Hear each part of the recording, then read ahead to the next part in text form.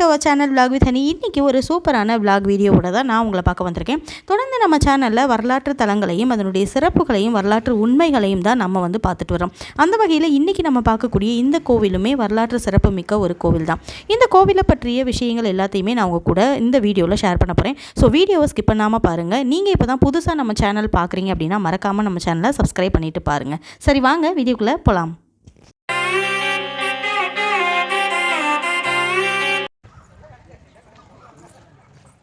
இப்போ நம்ம போயிட்டுருக்க இதுதான் என்ட்ரன்ஸு. ஸோ கோயிலுக்கு மேலே நம்ம போக போகிறோம். இங்கே மேலே காசி விஸ்வநாதர் கோவில் இருக்குதுன்னு சொல்லியிருக்காங்க. கோவிலுக்கு மேலே இன்னொன்று பார்த்திங்க அப்படின்னா மச்சமுனி இருக்குது அப்படின்னு சொல்கிறாங்க. ஸோ இந்த மச்சமுனி அப்படின்றது ரொம்பவே விசேஷமான ஒரு கோவில். மச்சமுனி சித்தருக்கும் முருகனுக்குமான தொடர்பு என்ன அப்படின்றதையும் நம்ம தொடர்ந்து பார்க்கலாம்.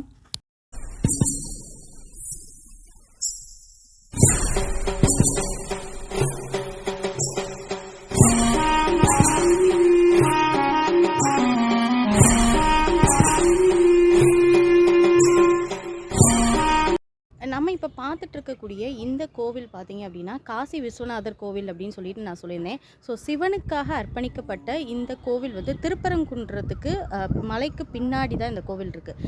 இந்த கோவில் பார்த்தீங்க அப்படின்னா கடல் மட்டத்திலேருந்து 1050 அடி உயரத்தில் இந்த கோவில் அமைஞ்சிருக்கு மலைக்கு மேலே. அதே மாதிரி இந்த கோவில் இருக்கக்கூடிய மூலவர் யார் அப்படின்னு பார்த்தீங்கன்னா காசி விஸ்வநாதரும் அன்னை அதாவது அம்பாலா கும்பிடப்படக்கூடிய அந்த ஒரு பெண் தெய்வம் யார் அப்படின்னு பார்த்தீங்கன்னா விசாலாட்சி அப்படின்னு சொல்கிறாங்க. இந்த கோவிலுக்கு நிறைய வரலாற்று உண்மைகள் இருக்குது. இந்த கோவிலை பற்றின வரலாற்று உண்மைகளை நம்ம மேலே போயிட்டு அப்படி கொஞ்சம் கொஞ்சமாக உங்க கூட நான் ஷேர் பண்ணுறேன். ஸோ இந்த கோவிலில் நிறைய சிறப்புகள் இருக்குது. மேலே பார்த்தீங்க அப்படின்னா மச்சமுனி அப்படின்னு சொல்லிட்டு ஒரு முனிவர் மச்சமாக அவதாரம் எடுத்து எல்லாருக்கும் காட்சி தரதாகவும் அது குறிப்பிட்ட நாளில் தான் அந்த காட்சியும் கிடைக்கும் அப்படின்னு சொல்கிறாங்க. குழந்தை பேர் இல்லாதவங்க இந்த மச்சமுனியை வழங்கும் போது குழந்தை பேர் கிடைக்கும் அப்படின்றது ஒரு பெரிய அசைக்க முடியாத ஒரு நம்பிக்கையாக இருக்குது. இது எல்லாத்தையுமே நம்ம இன்னைக்கு என்ன அப்படின்றத தான் நம்ம இந்த மூலமாக நம்ம தெரிஞ்சுக்க போகிறோம்.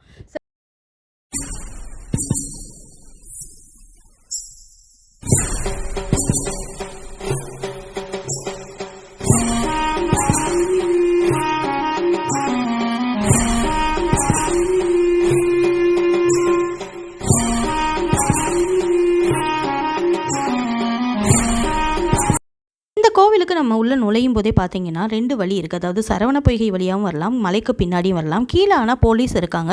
இவங்க கிட்ட நம்மளோட பேர், முகவரி அண்ட் ஃபோன் நம்பர் எல்லாத்தையுமே கொடுத்துட்டு தான் நம்ம மலைக்கு மேலே ஏறுற மாதிரி இருக்குது. எல்லாமே சேஃப்டி பர்பஸ்க்காக தான். ஸோ நானுமே அந்த நம்பர் எல்லாமே டீட்டெயில்ஸ் எல்லாம் கொடுத்துட்டு நான் மேலே வந்துட்டேன்.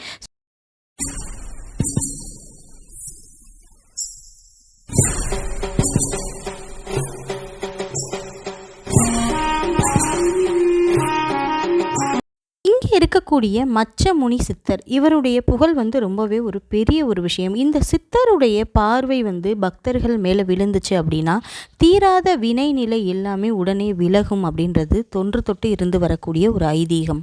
இந்த கோவிலுடைய நடை திறப்பு நேரம் காலை 8:30 மணிலிருந்து மாலை 5:30 மணி வரைக்கும் திறந்திருக்கு.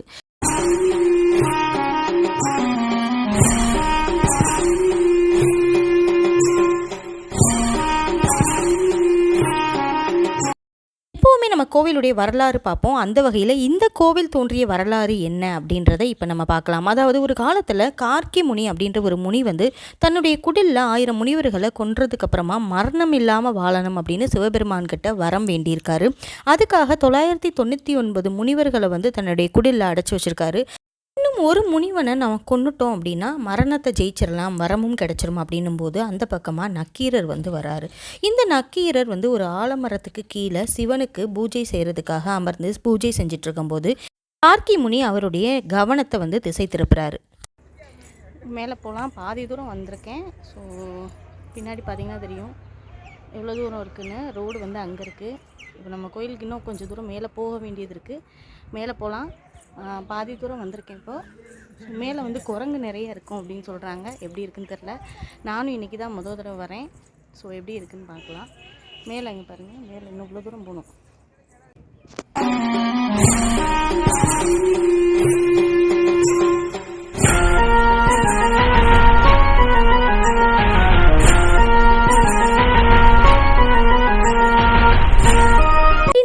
செஞ்ச அந்த பூஜை வந்து முழுசாக பயன் தரலை. ஏன் அப்படின்னா நக்கீரருடைய கவனம் வந்து சிதஞ்சதுனால சிவபெருமானுடைய பூஜை வந்து முழு பயனை அடையலை. இதனால் கார்க்கி முனி அவரையும் சேர்த்து அந்த குடிலில் வந்து அடைச்சிட்டான். ஸோ இப்படி அடைச்சதுக்கு அப்புறமா பார்த்தோம் அப்படின்னா 1000 முனிவர்களையும் கொல்லணும் இல்லையா? அப்படி கொலை பண்ணணும், அதாவது 1000 முனிவர்களையும் கொன்னாதான் மரணத்திலிருந்து விடுபடக்கூடிய அந்த ஒரு வரம் கிடைக்கும். அப்படின்னும் போது அந்த முனிவர்கள் எல்லாரையுமே கொல்லும்போது அந்த நேரத்தில் நக்கீரர் வந்து ஒரு விஷயம் பண்ணியிருக்காரு. இவ்வளோ தூரம் ஏறிட்டேன், எனக்கு ஆனால் கலப்பு தெரில. ஸோ பார்க்கலாம், இன்னும் கொஞ்சம் தூரம் மேலே போகலாம். இன்னும் இவ்வளோ தூரம் தான் இருக்குது, போகலாம் வாங்க. நக்கீரர் என்ன பண்ணுறாரு அப்படின்னு பார்த்தோம் அப்படின்னா, அதாவது முருகனை நோக்கி பாடல்களை வந்து பாட ஆரம்பிக்கிறார். இவருடைய வேண்டுதல்களுக்கு இணங்க முருகனும் அந்த இடத்துல காட்சி தராரு. முருகன் காட்சி தந்து அங்கிருந்த அத்தனை முனிவர்களையும் விடுவிக்கிறாரு.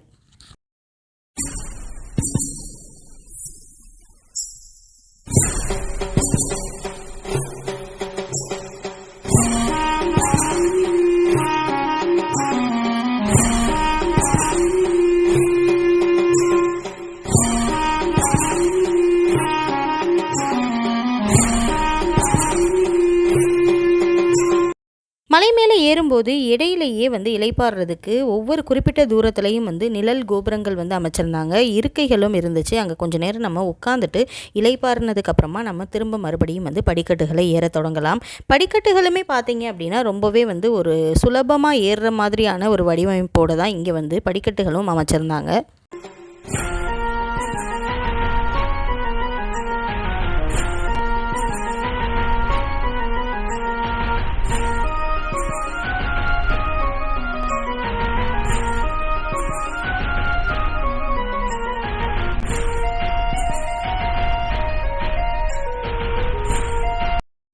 நம்ம இப்போ ரொம்ப தூரம் ஏறி மேலே வந்துட்டோம். ஸோ மேலே இன்னும் கொஞ்சம் தூரம் மேலே போகணும்.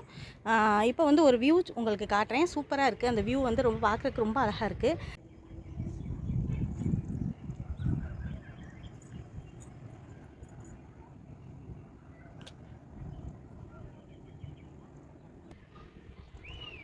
நல்லாயிருக்கு.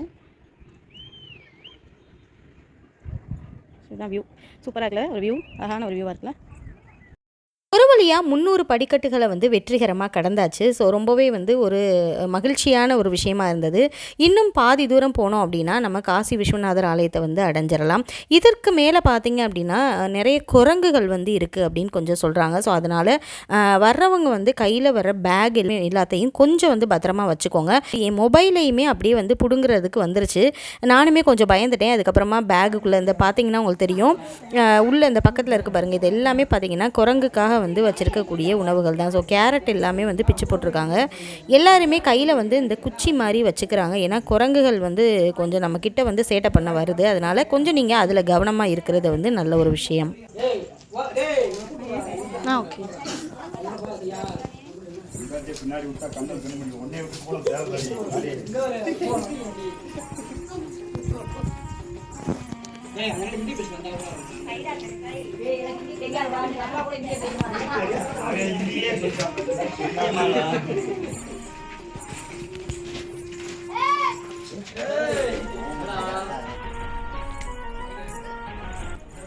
நிறைய பேர் வந்து இங்கே கோயிலுக்கு வந்துட்டு போகிறாங்க. நான் கூட வந்து இன்றைக்கி தான் நான் ஃபஸ்ட்டுன்றனால மேலே ஏன்னா நான் வர டைம் பார்த்தீங்கன்னா கரெக்டாக 1:30 ஆயிடுச்சு. ஸோ இந்நேரத்துக்கு மேலே வந்து மேலே அலோவ் பண்ணுவாங்களா அப்படின்னு பயந்துட்டே தான் வந்தேன். ஆனால் பார்த்தோன்னா எவ்வளோ பேர் மேலேருந்து இறங்குறாங்க. ஸோ ரொம்பவே ஹாப்பி. ஸோ இன்றைக்கி நான் அவங்க கூட இந்த விஷயத்தை ஷேர் பண்ணுறது ரொம்பவே ஒரு சந்தோஷமான ஒரு விஷயம். ஸோ வெற்றிகரமாக 300 படியை தாண்டிட்டோம்.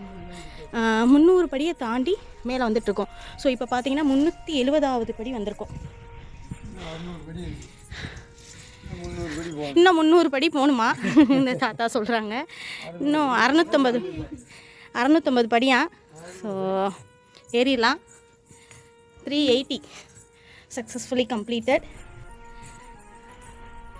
ஸோ மேலே போயிட்டு உங்க கூட ஷேர் பண்ணுறேன். இங்கே பாருங்கள் குரங்கு உட்காந்துருக்கு. நான் அதனால் மொபைலை கட் பண்ணுறேன்.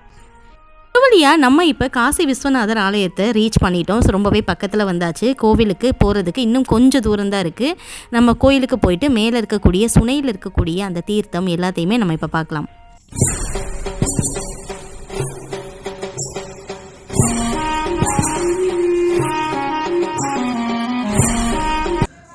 மலைக்கு மேலே வந்தாச்சு. கோயிலில் ரீச் பண்ண போகிறோம். இதுதான் கோயிலுக்கு போகிற வழி. எல்லோரும் வந்துட்டுருக்காங்க பாருங்கள். குரங்கு ரொம்ப ஜாஸ்தியாக இருக்குது. செல்ஃபோனை கூட பிடுங்குது. ஸோ பேக் எதுவுமே எடுத்துகிட்டு வர முடியல. அதனால் கொஞ்ச நேரம் தான் மொபைல் பார்க்க முடியும்.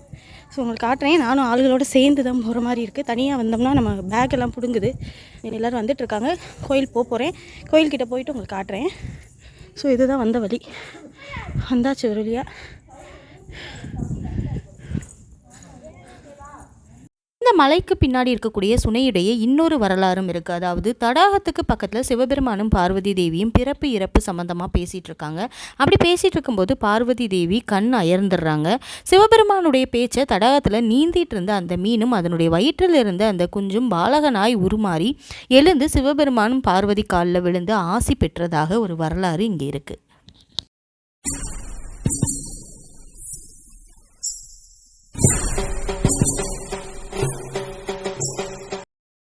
இப்போ நம்ம சாமி கும்பிட்டாச்சு. ஸோ எனக்கு பின்னாடி இருக்கு இல்லையா, இதுதான் வந்து சிவனுடைய பிரகாரம். ஸோ உள்ளேயே பார்த்திங்கன்னா விசாலாட்சி அம்மனையும் வந்து சைடில் வச்சுருக்காங்க. ரொம்ப சூப்பராக பூஜை நடந்துச்சு. ரொம்ப அமைதியாக, ரொம்ப ஒரு சாந்தமான ஒரு இடமா இருக்குது. ரொம்ப மனசுக்கு வந்து ரொம்ப நிம்மதியான ஒரு வேண்டுதல் அப்படின்னு சொல்லலாம். அந்த ஒரு அமைதி எனக்கு இங்கே கிடச்சிச்சு. இன்றைக்கி நான் இங்கே வருவேன் அப்படின்னு எதிர்பார்க்கவே இல்லை. ஸோ சாமி கும்பிட்டாச்சு. நான் இப்போ நான் எங்கே போக போகிறேன் அப்படின்னு பார்த்தீங்கன்னா, இப்போ வந்து கோயிலை சுற்றி வர இந்த சுற்று பிரகாரத்தில் தான் நான் வந்துட்டுருக்கேன்.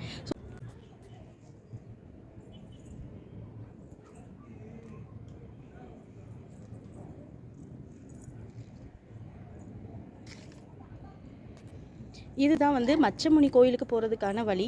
இது கோயிலுடைய வெளியிடம். ஸோ இப்போ இதுக்குள்ளே போய் தான் நம்ம இப்போ வந்து சாமி கும்பிட்டுட்டு வந்திருக்கோம்.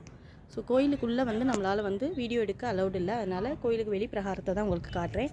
இப்போ மச்சமுனியுடைய கோயிலுக்கு நம்ம போகலாம். இந்த மச்சமுனி சித்தர் சிவபெருமான் பார்வதியுடைய அருள் பெற்று இங்கே இருக்கக்கூடிய சுனையில் வாழ்ந்து வருவதாகவும், இந்த 18 சித்தர்களில் ஒருவராக இருக்கக்கூடிய மச்சமுனி சித்தர் ஜீவ ஜோதி வடிவில் இங்கே வசிப்பதாகவும் நம்புறாங்க. ஒரு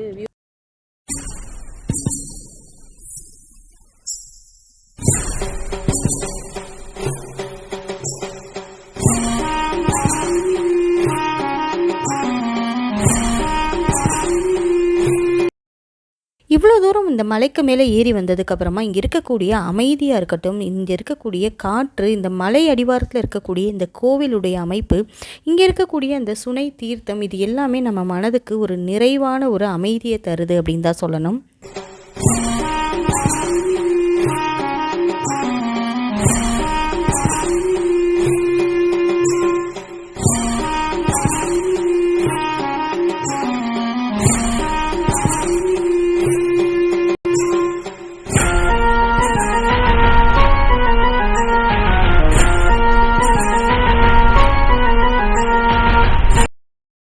இருக்கக்கூடிய இந்த சுனையானது முருகன் தன்னுடைய வேலால் வந்து நக்கீரருக்காக உருவாக்கப்பட்ட சுனை அப்படின்னு சொல்லி ஒரு பெரிய ஒரு வரலாற்று உண்மையும் இருக்குது. அதாவது என்ன சொல்கிறாங்க அப்படின்னா, நக்கீரர் வந்து அந்த முனிக்கிட்டேருந்து கார்க்கி முனிக்கிட்டேருந்து விடுபடும் போது தன்னுடைய பாவம் களைவதற்காக வந்து காசி தீர்த்தத்தில் குளிக்கணும் அப்படின்னு சொல்லி முருகன் கிட்ட கேட்டதாகவும், அதற்காக இந்த பாறைகளை எல்லாத்தையுமே தன்னுடைய வேல் கொண்டு பிளந்து அங்கே வந்து ஒரு சுனையை வந்து உருவாக்கியதாகவும் வந்து ஒரு வரலாற்று உண்மை இருக்குது. இந்த தீர்த்தத்தில் குளிக்கிறதன் மூலமாக நமக்கு காசி தீர்த்தத்தில் குளித்ததுக்கான அந்த ஒரு பிறவி பலன் கிடைக்கும் அப்படின்னு சொல்கிறாங்க. அந்த அளவுக்கு ரொம்பவே வந்து புண்ணியம் நிறைந்த ஒரு தீர்த்தம் அப்படின்னு சொல்கிறாங்க. ஏன் அப்படின்னா, முருகன் தன்னுடைய வேலால் உண்டாக்கிய இந்த ஒரு சுனைக்காக வருடம் புரட்டாசி மாதத்தில் வேலெடுக்கும் திருவிழாவும் வந்து இங்கே இருக்கக்கூடிய ஊர் மக்கள் எல்லாரும் சேர்ந்து ரொம்ப வெகு விமர்சையாக வந்து கொண்டாடுறாங்க. இந்த விழாவில் திருப்பரங்குன்றம் கோவிலில் இருக்கக்கூடிய முருகனுடைய வேளாண் பல்லக்கில் வச்சு எடுத்துட்டு வரப்பட்டு மலைக்கு மேலே கொண்டு வராங்க. மலைக்கு மேலே எடுத்துட்டு வந்து அந்த ஒரு வேலுக்கு வந்து இந்த சுனையில் இருக்கக்கூடிய தீர்த்தத்தினால் வந்து அபிஷேகம் நடத்துகிறாங்க. இந்த விழா வந்து காண கண்கோடி வேணும் அப்படின்னு சொல்லி இங்கே இருக்கக்கூடிய மக்களால் அந்த அளவுக்கு ஒரு புகழ்பெற்ற ஒரு விழாவாக கொண்டாடப்படுது இன்னைக்கு வரைக்கும்.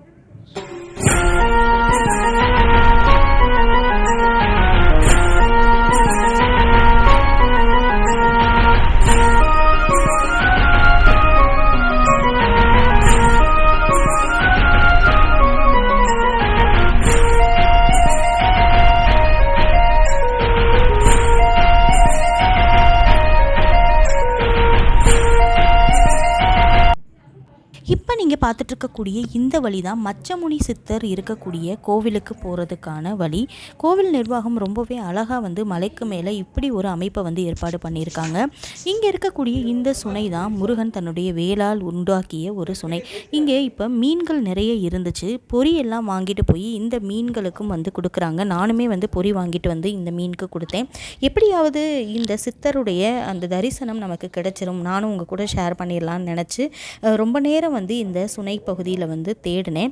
இந்த சித்தருடைய இந்த மீன் எப்படி இருக்கும் அப்படின்னு பார்த்தோம்னா வெள்ளை நிற மீனாக இருக்கும் அப்படின்னு சொல்கிறாங்க. இந்த மச்சமுனி சித்தர் வெள்ளை நிற மீன் வடிவத்தில் இருக்கிறதாக வந்து ஒரு நம்பிக்கை இருக்குது. அந்த மீன் மட்டும்தான் மச்சமுனி சித்தர் அப்படின்னு சொல்லி எல்லாருமே சொல்கிறாங்க. இந்த சுனைக்கு கீழே இருக்கக்கூடிய அந்த பாறைக்கு கீழே பார்த்தீங்கன்னா சிவபெருமான், முருகன், விநாயகர் அந்த மாதிரியான சிலைகள் வந்து ரொம்ப அழகாக வந்து வடிவமைச்சிருந்தாங்க.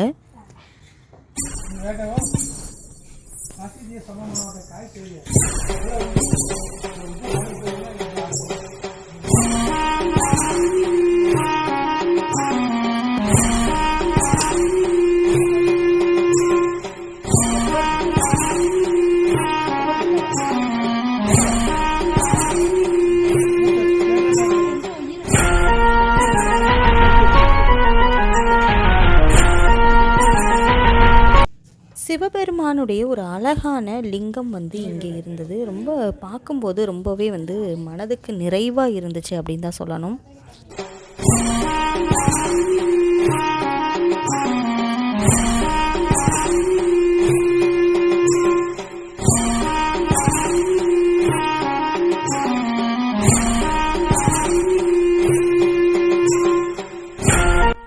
மச்சமுனி சித்தருடைய தரிசனம் கிடைக்கும் அப்படின்னு கொஞ்சம் நேரம் காத்திருந்தேன். ஆனால் வந்து இன்றைக்கி அதற்கான நேரம் இல்லை அப்படின்னு வந்து எனக்கு தெரிஞ்சது. ஸோ அதனால் ரொம்ப நேரம் வந்து காத்திருக்க வேணாம் அப்படின்னு சொல்லிட்டு அங்கேருந்த தீர்த்தத்தை நான் கொஞ்சம் எடுத்து மேலே தெளிச்சிட்டு அந்த இடத்துல இருந்து நான் கிளம்பிட்டேன். நீங்களும் உங்களுடைய வாழ்நாளில் கட்டாயம் ஒரு தடவையாவது இந்த கோவிலுக்கு வந்துட்டு போங்க.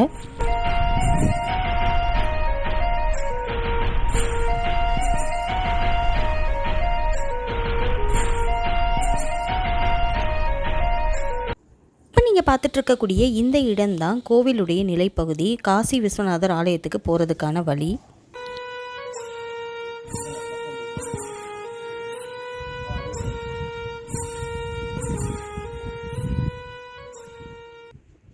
ஒரு வழியாக நான் ரொம்பவே வந்து திருப்தியாக இங்கே இருக்கக்கூடிய இந்த ஒரு ஆலயத்தோட தரிசனத்தை முடிச்சிட்டேன். ஸோ இந்த ஆலயத்தை பற்றின விஷயங்களையும் வரலாற்று உண்மைகளையும் உங்கள் கூட இந்த வீடியோ மூலமாக நான் பகிர்ந்துக்கிட்டது எனக்கு ரொம்பவே ஒரு பெரிய ஒரு மன நிறைவு.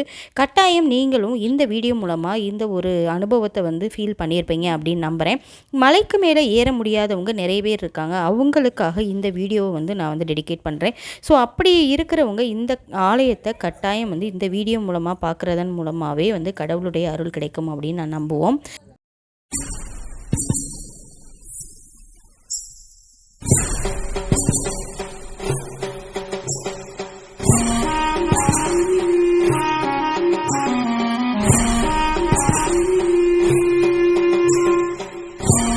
நல்லபடியாக சுவாமி தரிசனம் பண்ணியாச்சு. இந்த கோயிலுடைய சிறப்புகளையும் உங்கள் கூட நான் பகிர்ந்துக்கிட்டாச்சு. நிறைய பேர் வந்து இன்னும் மேலே போய் சாமி கும்பிட்றதுக்காக நடந்து போயிட்டே தான் இருந்தாங்க. இப்போ நம்ம எங்கே போக போகிறோம் அப்படின்னு பார்த்தீங்கன்னா, வரும்போது இந்த இடத்தெல்லாம் உங்களுக்கு காட்ட முடியல இல்லையா, அதனால் ஒரு இடத்த காட்ட போகிறேன். என்ன இடம் அப்படின்னு பார்த்தீங்கன்னா, கோயிலுக்கு வந்துட்டு திரும்ப போய் நம்ம கொஞ்சம் நேரம் ரிலாக்ஸ் ஆகிறதுக்கு பக்கத்துலேயே பார்த்தீங்கன்னா ஒரு அழகான ஒரு அமைப்பு இருந்துச்சு. அங்கே போய் உட்காந்து இந்த வியூவை ஃபுல்லாக வந்து நம்ம வந்து பார்க்கலாம். அப்படி ஒரு அழகான ஒரு இடத்துக்கு தான் இப்போ நம்ம போக போகிறோம்.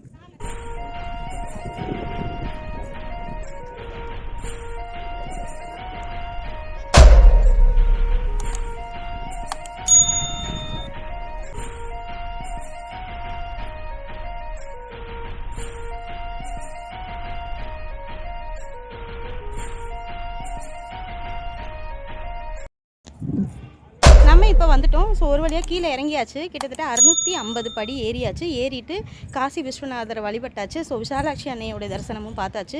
மச்ச முனியையும் நம்ம வந்து பார்த்தாச்சு. நான் பார்த்தேன், ஆனால் நான் வீடியோ எடுக்கும்போது வந்து உங்களுக்கு காட்ட முடியல. ஸோ ரொம்பவே அழகாக இருந்தது. ரொம்ப ஒரு அழகாக இருந்துச்சுன்னு சொல்கிறத காட்டிலும் ரொம்ப ஒரு ஆன்மீகமான ஒரு பயணமாக இருந்தது.